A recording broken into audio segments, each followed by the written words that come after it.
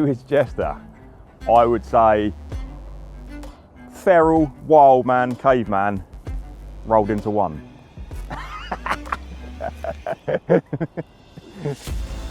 You know, if you're a normal person, you look at people like me and think, mate, it's not normal behaviour, you know, but each to their own in life, isn't it? Focus is good for everyone, I think, and fishing is my focus. I am just perpetually buzzed, you know, it doesn't ever stop. The lake's trying its best to like destroy your soul. Like that kind of adversity is probably what makes me buzz even more, because I'm a stubborn basically, and I refuse to be beat. Maybe I should do like a little carp dance. We'll do a little jog and we'd go. Hey, you ever seen a silverback hill click? I bet you haven't. I thought that was quite majestic, mate.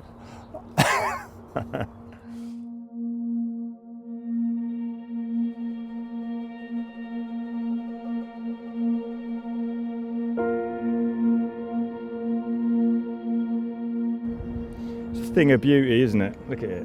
Is there a better prop-up rig? I don't think so. We're going for it. We're committing. I'm more pranging out. The wind's going to pick up later and I won't be able to get it back out there, and the wind's half alright at the moment, so we're going to give it a few chucks. Hopefully one chuck, but we'll see. Hopefully one and done. One and done.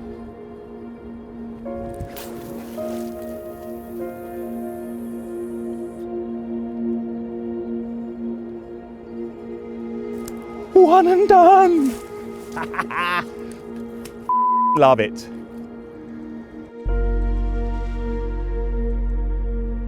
one of those mornings, mate, it's beautiful. Gentle breeze, giant slicks coming off my spot. Seen carp sliding out just behind me.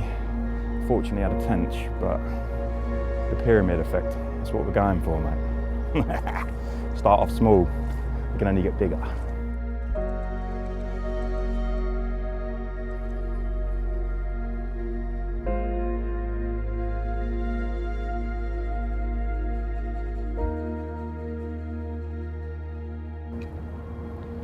It might look like an absolute car crash for breakfast, but believe me, thing of beauty, mate.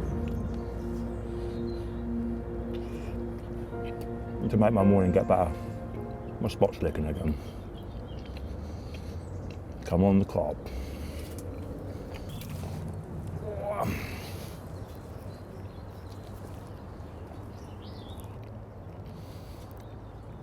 Yeah, and this is pretty much how it started last week, mate.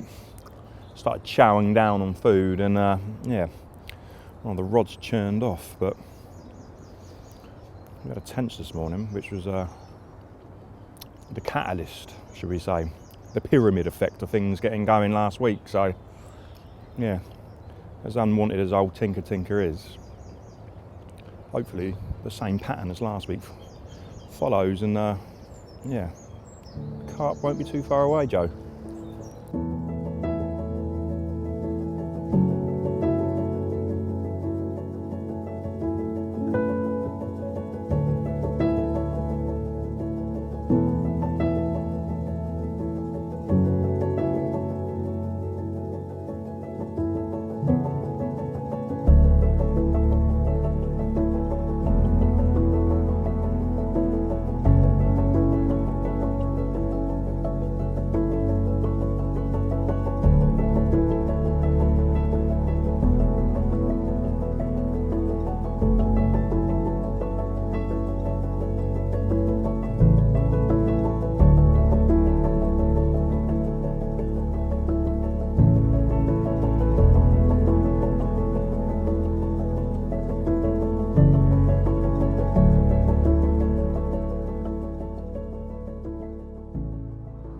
Dancing in the moonlight, everybody. Karaoke here today, isn't it, Mash? Fishing to me, it means everything, you know. Since I was 8 years old, and my granddad first took me, granted, we were roach fishing and stuff, but catching that first roach, it lit a fire inside that's never gone out.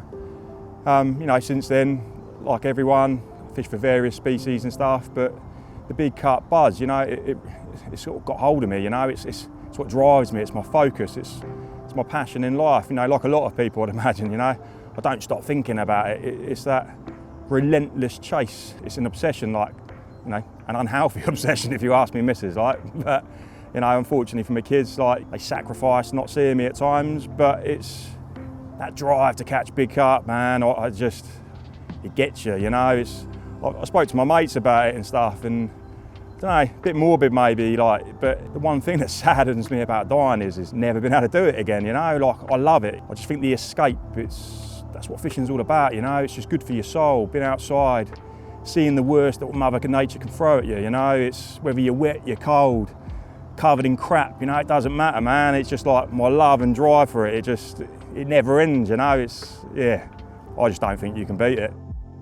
Carp fishing 100% is an addiction. It's like an unhealthy addiction. It's like, I don't know, like, I go to bed thinking about it, I wake up thinking about it, I'm at work on my lunch break, I'm checking my phone, you know, like, I might as well be a weatherman, you know, I checking various apps, you know, checking the moon phases. It's like, all week you're thinking, like, you know, where I've been fishing, is there someone in there, you know, like that, I don't know, that anxious, that anxiety, that, you know, drive into the lake like a man possessed. You know, if you're a normal person, you look at people like me and think, mate, it's not normal behaviour, you know, but each to their own in life, isn't it? But I say for me, it's got me out of mischief.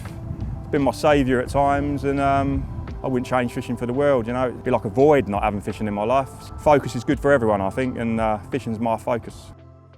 Honestly, where do you start when you're talking about a force of nature like Jester man?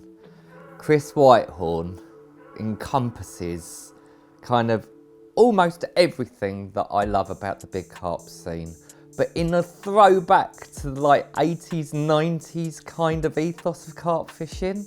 He absolutely is so focused as an angler, and that comes through in all of his approach. The meticulous preparation of bait, the casting technique, being able to hit fish at prodigious range, but still an amazing edge angler.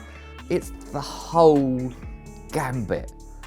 But what tempers all of that is his joyous outlook on life and buzz for it all. And that's what sets him apart in my world. You walk into Jester Swim and you smile. The man is full of positivity, which, coming from some people, would feel false and unnatural, but from him it's just from his soul. And you walk out this swim and you want to go fishing yourself. That encapsulates to me the essence of the Jester man. Like, he's a great angler, he's caught loads of monster carp, he's blah blah blah, all those things from a boring fishing perspective. But when you look at the other side of him, the way that he laps it all up and gives back to the people around him, I think that's the essence of Jester that I love so much. But yeah, Jester man, you're great. You drink really terrible beer, but you are everything that I love about the carp scene. And if there was more of you in the world, the carp fishing scene would be a better place. Not that it's not brilliant anyway, but you know. I am going to sit on my hands. Put out a bucket of bait last night. I've had one tench. The tufties have periodically been diving on me, which makes me think there's definitely still some bait out there. So I am going to do as I did the previous week, and I am going to sit on my hands and give them a 2-day soak. And in the meantime, we're going to smash the mother load of fajitas and drink some cans. Lovely times. Hey. These are just homemade special fajitas, marinated for 2 days. A bit like your 2-day soak. Look at that. If you could only smell, people, this is heavenly. But we'll give you an update later when they're cooked. They're going to look biblical. And as Joe's experienced before, they're going to taste biblical. You can dress it up whatever way you like, but fishing ultimately is a selfish pastime. The harsh reality is my kids probably don't see me like they probably should, like a lot of people. You know, everyone makes their choices in life. I mean, my unhealthy obsession with carp fishing is that much so. Like, unfortunately, like, yeah, you know, I try and go every weekend, like Friday, Saturday nights after work. Yeah, ultimately that means unfortunately my kids don't see me probably as much as your average person. But I guess, yeah, you do make sacrifices, and unfortunately the sacrifice for my children is I'm not always there, you know. But when I am there, I make sure, you know, they don't go without, and I try and give them my full attention as much as I can. But you know, fishing's never far from the top of your mind. It's as much as you try, you know, you're always looking at the weather thinking, I wonder where those carp might be, you know. Due to the lakes I like fishing, you know, they're all big, they're all low stocked, and unfortunately, like, consistency's key, and that consistency, unfortunately, for my children involves me fishing every weekend. I mean, sometimes in the spring I'll be booking Fridays off to get that extra night, whether I'm baiting, whether I'm chasing carp, missing weekends out, you know, it's like hitting the reset button every week. And you know, over the years, you know, all my successful periods of angling, it's all involved one thing, and that's consistency. And I think when you look across the board and you look at most anglers that are, you know, successful, it is consistency, you know, being there week in, week out, rain or shine, seeing the carp's habits on different weather fronts, you know, different wind conditions. It's all part of building that picture that in the end results to success.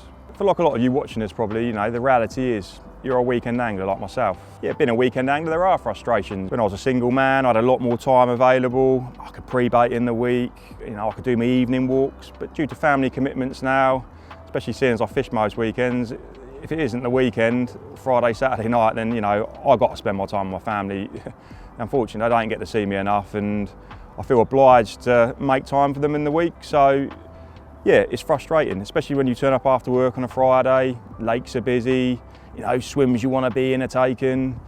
You know, you turn up, it can be soul destroying at times. But yes, you can look at the negatives, but then you can also look at the positives, because from those sort of like negative scenarios, turning up with busy lakes, I've had a look at other lakes and I found other opportunities, and then, I don't know, fate has this strange way of like dealing you the right cards, and I've gone from like turning a negative into a positive by moving to another lake, seeing an opportunity there, and, you know, I've caught good ones. And you sort of think to yourself, you can keep looking at the negatives in angling, or I'd rather look at the positives, man. Like, I just think you're outside, you know, you're watching like wildlife, you know, you're seeing sunsets, you're seeing sunrises. It's simple that average Joe doesn't really appreciate, I guess. And yeah, I love it, you know, like being outdoors, it's good for the soul, you know, whether it's winter, it's down with rain, or springtime, you know, like waking up in the morning and hearing, like, you know, the dawn chorus. There's so much positive stuff about this obsessive pastime we all do that maybe everyone needs to take a different look at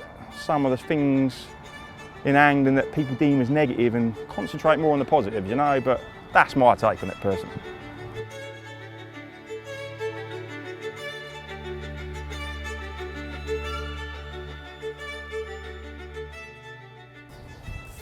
Absolutely beast the life out of me though, mate, I swear to you now. It was every bit I've heard about that carp, it was every bit I'd hoped for fight-wise. It absolutely beasted the life out of me. It really did. It was one of those, I swear, like, it suddenly just bobbed up on the surface and there was just this crusty black back, and I was just like, oh, I was just shuffling the net out, and in my excitement I just pushed it past the carp. I lifted it up and I was like, oh, the carp's behind my net, and I just drag it back and flop it over. It was shambolic, but oh mate, mega buzz, mate, absolute mega buzz.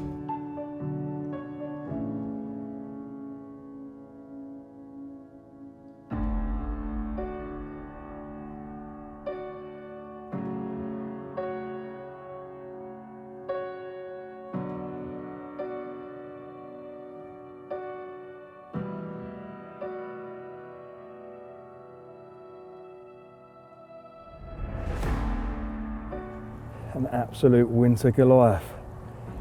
Cool. Proper winter maker this is, mate. A carp I've looked at a lot and always longed to see in my net, and to finally look in there after the absolute battle royale. Cool, you couldn't script it, mate. I've been talking about it every week to me mates, and oh mate, to look in the bottom of that net and see this, me, excuse me language, but mate, this is the mate. Yes.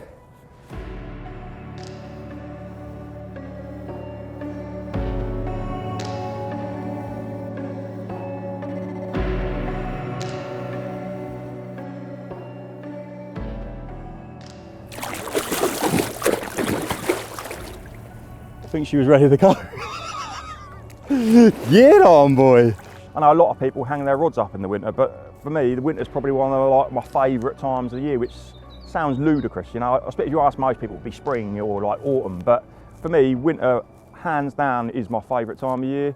I just love the fact you've got your quiet banks, you can get things going. There's something quite magical about frosty mornings, or like the sunrises are definitely different, the sunsets are different, you know, they've got a different feel about, there's just a different mood about the lake. And not only that, but there's always something magical about catching like a target in the winter. Like, you know, I know it's a bit cliche, everyone says, oh, it's worth 10 summer fish, one bite in the winter and that, but you know, it is true. And some of my biggest and most memorable carp I've caught in the depths of winter.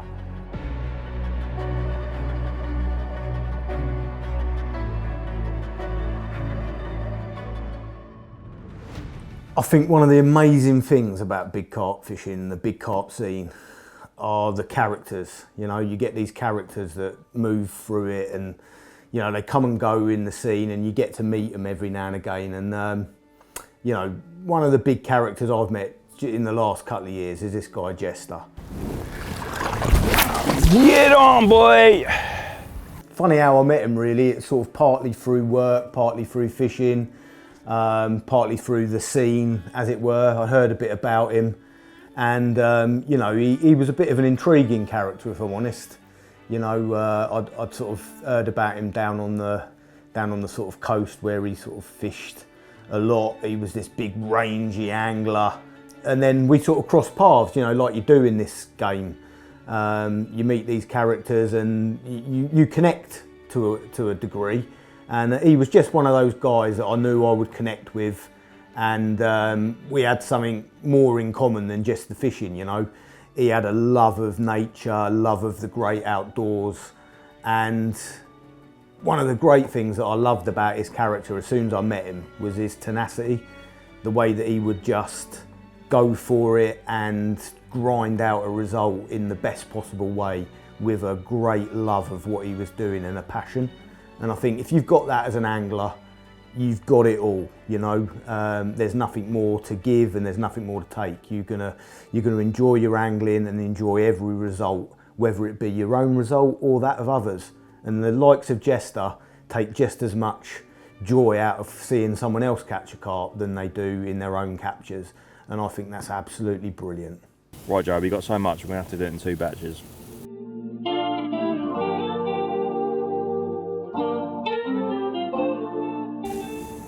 Look at the beautiful charring on that beef.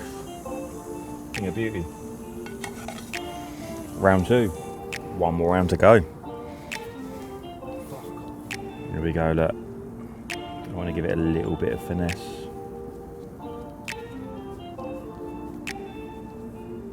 What are we saying, viewers? Good or bad? Ratings 1 out of 10 in the comments. Make sure you comment. I think that's 10. Definitely a 10. Look at it. Sour cream, guacamole, salsa, homemade marinated beef, peppers, onions, vintage cheddar. Life's good, isn't it, Joe? Eat right. Work right.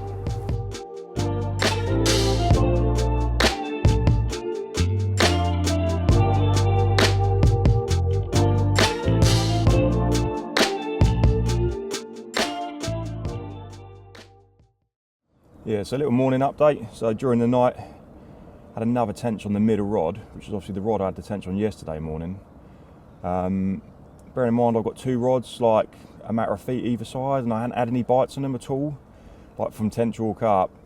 I don't know, I had this feeling there's just something wasn't right with them, and a bit like my zig fishing, you know, I've got this motto that I sort of stick to, which is don't think, just do. And what I mean by that is, if you think you should change your depth, you should change your colour, you need your lines freshened up, just get on and do it, because sometimes there's this fear factor of disturbing the swim. And one thing I've learnt with zig fishing is, you know, you make those changes, 9 times out of 10, you know, it pays off. So with that in mind, I was sort of praying out a little bit that there's something wrong with the other 2 rods. So 5 o'clock this morning, I've decided we're going for it, you know. I know it feels a bit criminal redoing your rods at first light, but, you know, they've been out there since Thursday. I just had this gut feeling something went right, and yeah, reeled in like one of the last two rods out, or the first of the last 2 rods that are out there, and yeah, lo and behold, I've reeled in a lovely bit of rope. So whether by chance I picked it up reeling in, or whether somehow it's been snarled up out there, I don't know, but you know, I feel like my decision was vindicated straight off the bat. So we've redone all 3 rods, and since doing that, I've sort of allowed the tufties to sort of come onto me. Main reason being is I mean, I've seen it firsthand when they start diving on silk spots. They literally like cloud it up like a dirty brown mushroom cloud. Like, I mean, the only way I can liken it to is like, you know, when you see those nuclear explosions, it's like honestly, man, it looks biblical. But carp being inquisitive, man, I'm 1000% sure, you know, when that dirty brown cloud's all over your spot, it definitely draws the carp in. You know, they're very inquisitive creatures, and so I've allowed them to do it. And watching the sort of tufties' behaviour since they've been diving on me, since getting the rods back out there, they've been on edge. You know, they keep drifting in, keep diving, spooking, flying off, and sometimes you're not seeing shows, just sort of watching the bird life and seeing their behaviour change. You know, it's sometimes like you've got to look at different signs other than carp shows, and you know, the same pattern of events are happening this morning as to like last weekend when I had my bite. So I'm feeling quite confident, and then since the sort of seeing the tufties reacting a bit strangely, you know, spooking off, shooting off, coming back, been a bit on edge, you know, clustering up all tight in safety mode, I have started seeing a few shows. I've just seen one then, actually, a real subtle little head poke, you know, a little bit ziggy, some of these shows, but you know, again, it was a bit like this last week, and then all of a sudden out of the blue, one of the rods turned off. So fingers crossed, redoing my rods will pay off. But yeah, I say we've got a good few hours of bite time left now, so yeah, you never know. Let's hope this decision of mine is vindicated.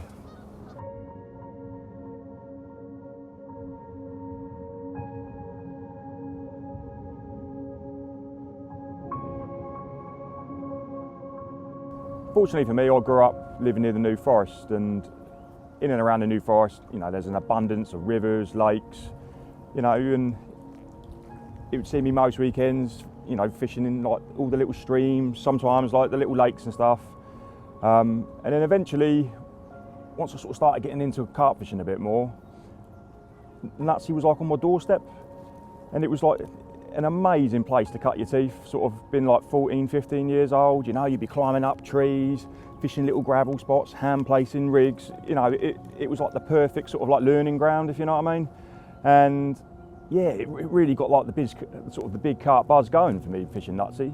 You know, season and a half I spent over there, you know, fortunate enough to catch most of the sort of stock, all the known ones, like, you know, the stock pond fish, the strawberry fish, you know, all these amazing like fully scaled carp in there as well, so all around the sort of 20-pound mark. And then you had like this freak of nature, which was like the Nutsey mirror. You know, at the time there weren't the big names that ended up going there. It was a little bit of an unknown sort, that carp. And yeah, fortunately enough, just as my ticket was about to run out on the last season, I managed to catch it, and I sort of caught it by design as well. So yeah, it was a great learning curve, and you know, I look back on it, I've got some real fond memories. You know, I sort of even look back now and think, you know, some of my decision making, even back then as a 14, 15-year-old like nipper, I think, you know, why was I thinking like that? But you know, those sort of learning period, you know, there's still things I do now because of what I learnt there, you know. And yeah, a real great period of like angling for me. Again, living near the New Forest, the next logical step, I guess, after Nutsey was Ringwood, you know. 20 minutes down the road from myself. I mean, the only slight sort of caveat I had is I didn't drive at the time, so I was kind of reliant on my mates to give me lifts, which, you know, slightly slowed down my big carp journey. But yeah, I remember quite fondly driving down with my mate Bampton, and I think the first lake we looked around in particular was Spinnaker. And going from Nutsey, which was like this little puddle in comparison, you know, it blew my mind. I remember going over the stile, And at the time there was like a bank, like literally on the sort of south bank, it was just swathed with like these monstrous sort of like pine trees, you know, like crazy. It was a bit like the old Lion, Witch and the Wardrobe, you know, you go through that wardrobe and then you're just confronted with this like pine forest. And it was like, I say, you had this tiny little path that meandered through it all and that, and eventually we sort of come to like what was like Long Island, you know. And back then you had arrowhead pads around the margins, you know, looking across this like vastness of like sailing boats, buoys, you know, the island that we were looking at, you know, it was almost the size of Nutsey itself. And I'll be honest with you, like it blew my mind. I was just like, mate, you know, I've gone from fishing a puddle, hand placing rigs 2 foot off the bank, to suddenly like I've got 55 acres of just openness, you know. And yeah, it was a daunting prospect, you know. I'm not going to lie, you know. 15 years old, looking at my first big pit, and yeah, crazy. But yeah, that was the beginning, really, I guess, of me getting really into big pit fishing. Ringwood's full of, you know, various sized lakes. You know, there's quite a lot of lakes, average sort of around the 25 acre mark, which again, going from Nutsey was still a big lake to me back then. So the idea of going straight to Spinnaker, I'll be honest with you, didn't fill me with joy. It was a bit of a, I know I keep saying it, but it was a daunting prospect. But yeah, I mean, my first port of call was like a lake called Half Pit. I mean, a lot of the local lads will know it as like, they nickname it the Hard Pit sort of thing, but yeah, an amazing lake. You know, I mean, I don't know, stupidly, foolishly, naively, I started fishing it in the winter with my mate Bampton. At the time, I just sort of got my first job like in graphic design, so I had to work a lot of Saturdays. So most of my fishing was literally work Saturday morning, get home for like midday-ish. My mate, say Bampton, would pick me up, and then we'd jet on down and do like one night a week on Half Pit. And I say, again, another great learning curve, very low stocked lake, you know, 35 carp in sort of 22, 25 acres maybe.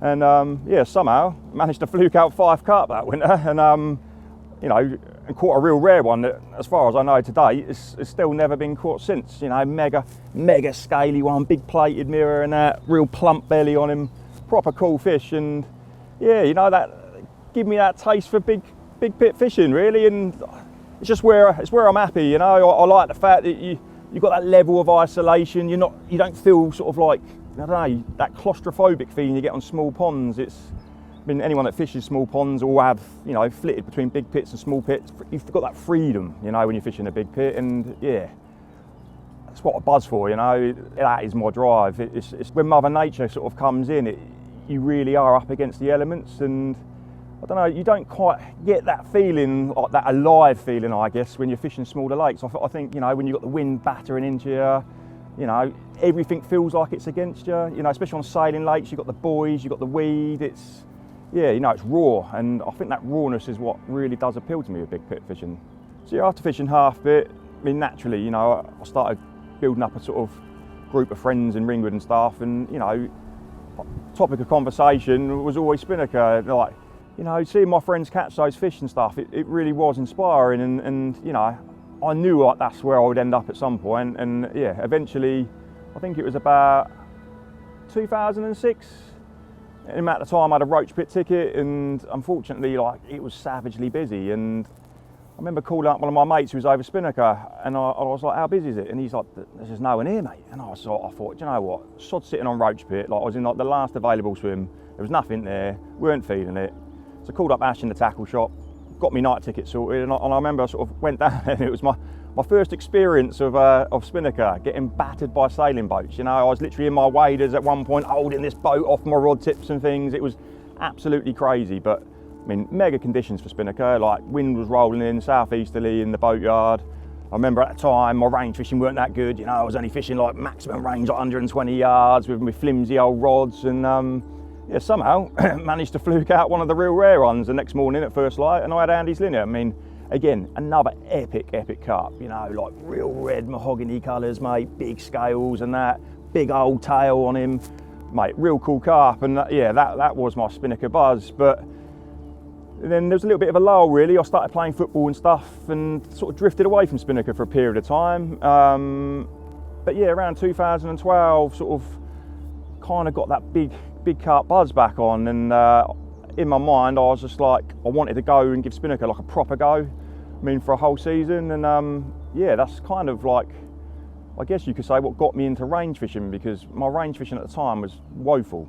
You know, I'm not going to lie. Like, I was looking back, my rods, my reels, my lines, I was, yeah, pretty ill-equipped, I guess, to sort of fish the range. But weekend after weekend, you'd be sitting there and you'd be seeing fish showing like beyond where you know, at the time I could reach, and yeah, it was quite frustrating at times. And I guess that's what got me into range fishing. So yeah, you know, I ramped up all my setup.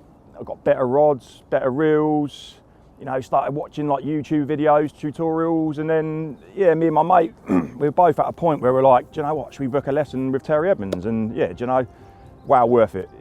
Great thing to do. If you've never done it, I couldn't highly recommend him enough, you know. It really did sort out like my timings, just sort of, you know, just getting everything in sync so you're getting maximum speed and maximum sort of power out of your cast. I mean, rather than going straight back to Spinnaker, at the time Ringwood just got hold of Rockford, so I decided to go there, just purely down to the fact that one of my mates, Sam, was catching really well, and I went down and done some photos, and just watching these fish lumping out in the springtime, it sort of blew my mind. But so I kind of decided to go there, and it was probably the right decision at that moment in time, because the issue you have with Spinnaker is it's all like casting out of waders and stuff, and when you're sort of trying to learn like something completely new, casting out of the water in waders, you know, it's a completely different beast. And so my decision was go to Rockford.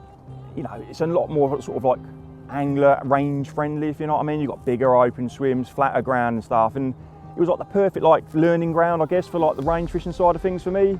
And things were getting smoother, things were getting better, and I was learning all the time. You know, it was a whole new world to me, range fishing. It's a bit like Formula One. It's incremental changes make massive gains in your casting and your fishing. And yeah, that was one of my key takeaways of it, you know, like streamlining everything. Before range fishing, I was like 16mm cork balls. All of a sudden, I'm like, that 16mm cork ball ain't gonna cut it, you know. It was like a giant parachute, slowing everything down in the air. So, you know, little things like tweaking your hook bait size, you know, rigs, you had to start thinking about rigs, you know, rig mechanics. It's like the hinge rig, you know, like, love it, great rig, doesn't tangle very much. You know, I tweaked it to the point, which is why I fish my hinge how I fish it, which is, I know a lot of people used to like doing loops to ring swivels and all that, and to me it's kind of getting a balance between the mechanics working perfectly, but also having like, it needs to function right in flight. So, I mean, I like doing it with like the flexi ring, knotted up, putty and that.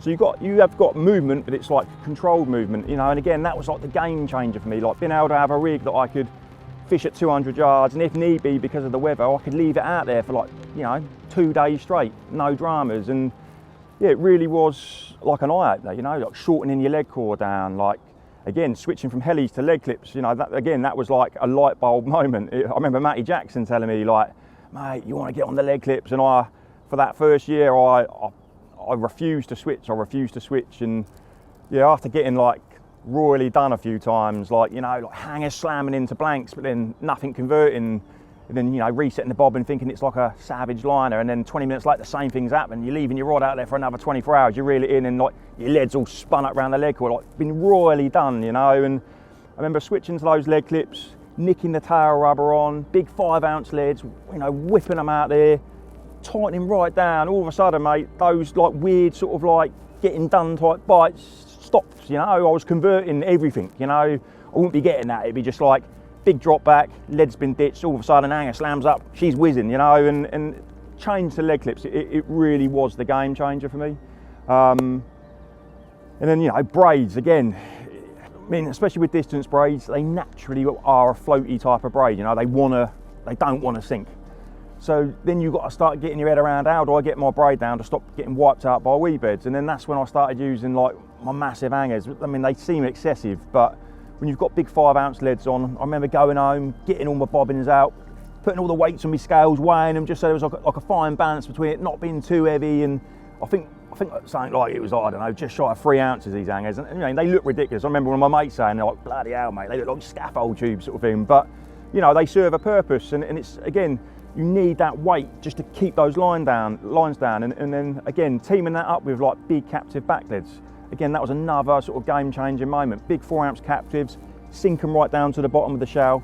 Big 3-ounce hangers on there, cranking it right down. And all of a sudden, all those issues with drifting, weed and that, completely gone. And, you know, it's just one of many things. Like, you know, it's all these little percentages. You know, being able to keep those rods out there, even when the wind's ripping and stuff.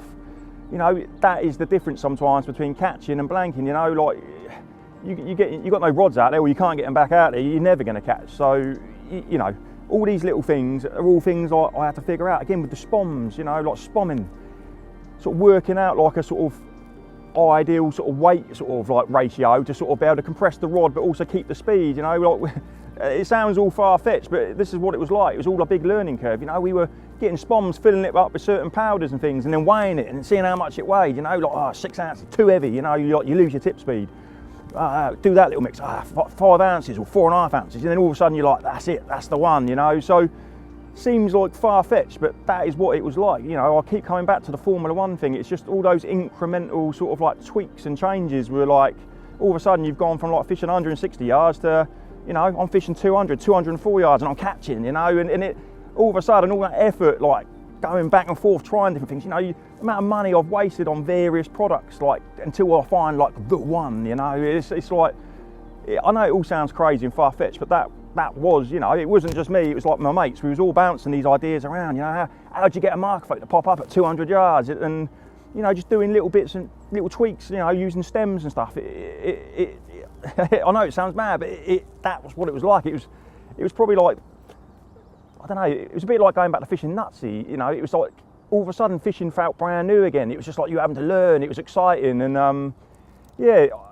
all that information, you know, eventually all culminated to like how I fish like range now. And yeah, you know, it's not the be and end all, I know that, but you know, when fish are showing long, you got it in your arm, you got it in your locker, you can get out there, you know. Or, you know, like I'm fishing now, like on my current lake, I'm not fishing in the sort of ranges I'll be fishing over Rockford, but the beauty is I can have a 45-mile-an-hour headwind and I can still reach, you know, good ranges where others wouldn't be able to get out there. And so yeah, you know, I know everyone's got negatives on range fishing, but you know, there's a lot of positives. It's like one of my friends always said, if you can only ever fish short, you're only ever going to fish short. Whereas if you can fish long, you can always fish short. And I think that's the beauty of it. You know, I mean, don't get me wrong, I don't just fish long for the sake of fishing long. Like, you know, you're watching what the fish are doing. You know, if the fish are showing short, well, I'm not going to fish 200 yards if the fish are showing like 10 yards out. You're going to fish 10 yards out. But having that in your locker,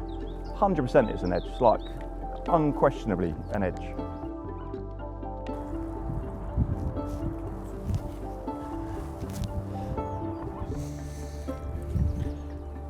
Warming up, yeah?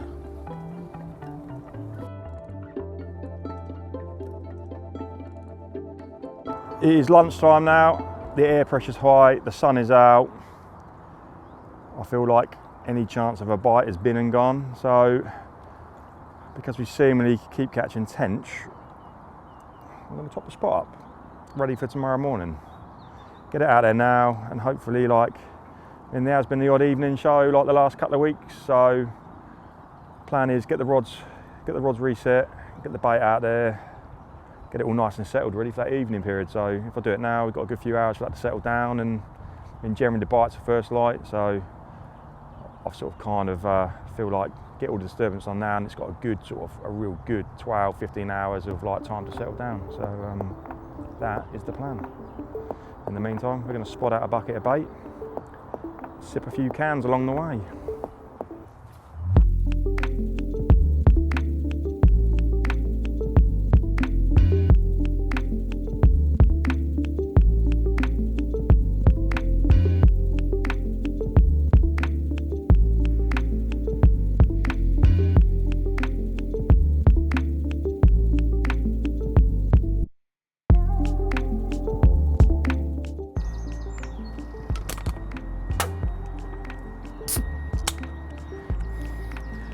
It isn't just for the cameras, this is spomming fuel, mate.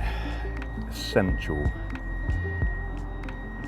And I know before you all start commenting, I know it's water, but I'm not here to get I'm here to be merry.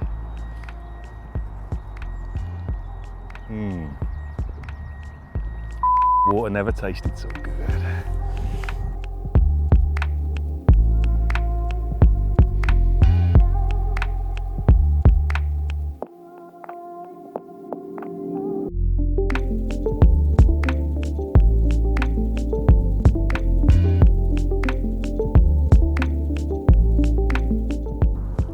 fuzzed the old leading rod out there a few times, and the spot, and obviously bearing in mind I've now been in this swim a few weeks and baiting it for a few weeks, the spot has dramatically changed. I mean, I started off fishing hinges just because the ground was a bit out there. But yeah, I mean, we're like 3-4 weeks down the line now, and like most trips, man, even spots I still like just chucking a lead for it just to see if it's changed, is it any different, you know, especially on big pitch, you get big undertows, you know, you get the old tumbleweed crap, you know, you can get weed on your spot, even though there's nothing wrong with the spot, it just, you know, folds over your area sort of thing. So yeah, I mean, just to make sure you know what you're fishing over so you can fish appropriate rigs, it's, I like to have a little lead about. But yeah, so we're short on the long story. We've had a lead about, spot feels cleaner.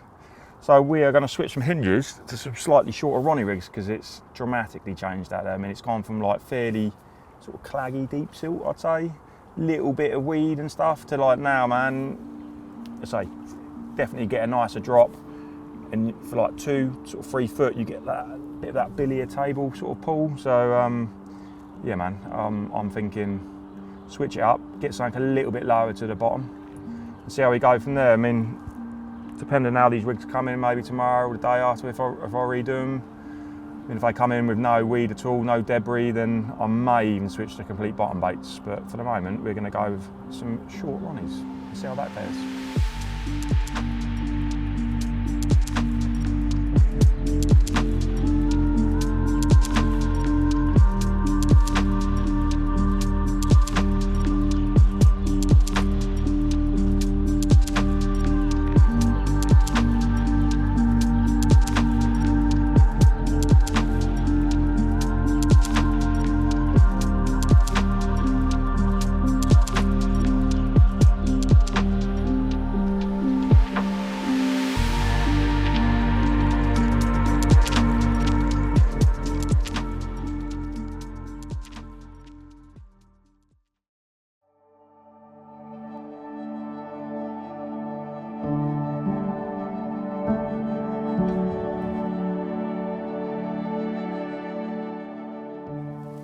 Slight common theme here, isn't there? I'm either eating or drinking beer and thoroughly enjoying myself at the same time.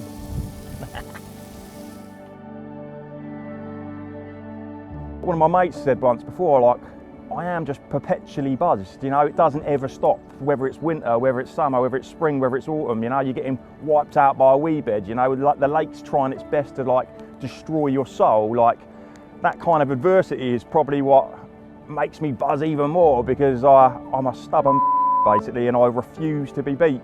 If I'm not cold, wet, dirty, it ain't no fun, Joe. Look at it, jetty head. Hey, have you ever seen a pontoon like it? I didn't think so. Hey? Don't worry, Joe, we're all about hygiene here. I fully clean my fork with my mouth.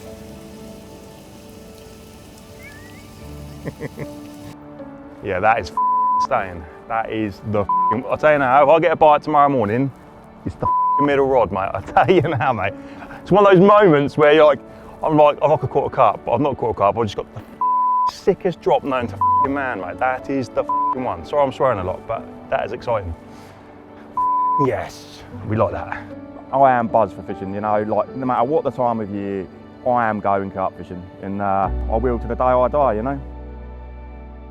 Unfortunately, like as is often the case fishing these sort of campaign style lakes, we've drawn a bit of a blank this trip, unfortunately. I mean, it hasn't been a complete failure. We've had a few tents, which means the spot's still active and ticking over, so we've got to take the positives from it. But yeah, unfortunately for me, my trip's coming to an end now, and yeah, family time beckons, so whip these rods in and get off back home. But we'll be back next week for sure, probably the week after that and the week after that too. But yeah, you know, I feel like the spot's rocking and rolling now, so just got to keep going, keep plugging away. Anyway, we best get moving because my missus is going to kill me otherwise.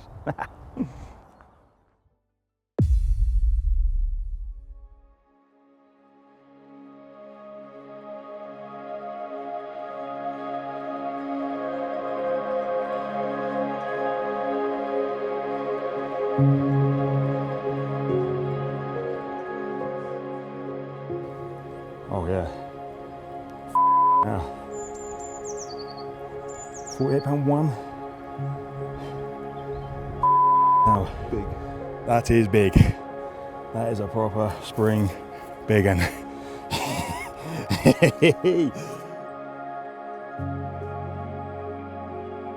This is what spring fishing's all about, isn't it?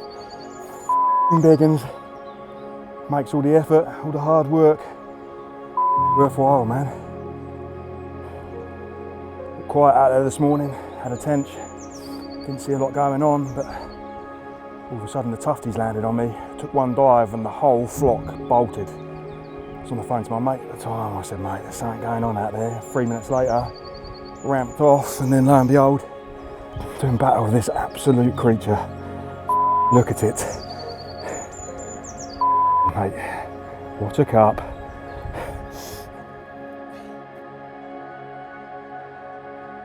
£48. What the actual There we go, mate. Changing to the old Ron Dogs. Not my favourite rig by a long way, but felt the ground was a bit cleaner out there. Wanted to get something a bit lower to the bottom. And there we go, proof's in the pudding. This is what the BC Buzz is all about.